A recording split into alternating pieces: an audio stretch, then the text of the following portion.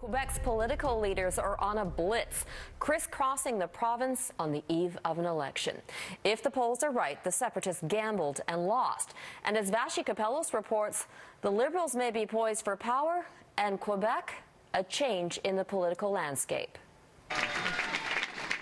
Though she's all smiles at one of her last campaign stops, Parti Québécois leader Pauline Marois admits if she could go back, she wouldn't have answered questions on sovereignty. The possibility of a referendum started to define the 5-week campaign when star Parti Québécois candidate Pierre-Carl Pelado did this. Faire du Québec un pays.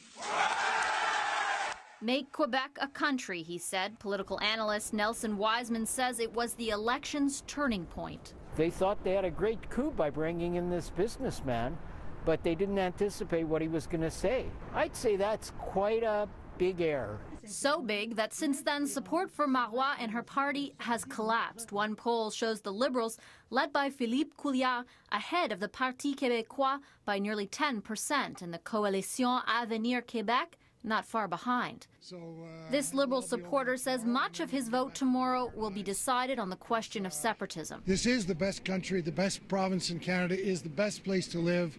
But for 40 years, we've been living under a chain of uncertainty. To be fair, there have been other issues. There was the controversy over Pelado's candidacy itself. Up until he declared he was running, he helmed Quebec's dominant media chain.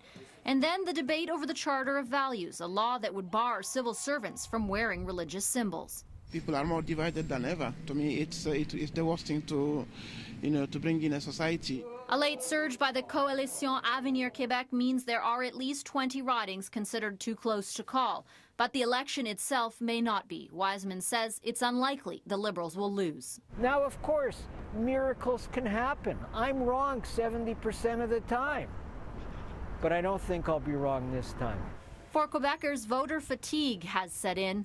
Yeah, I'm absolutely sick of it. I can't wait to vote and for it all to be over. And tomorrow, people will do just that, eager to move on. I've lived here my whole life, and I'm hoping that we're eventually going to feel some stability. Vashi Capellos, Global News, Ottawa.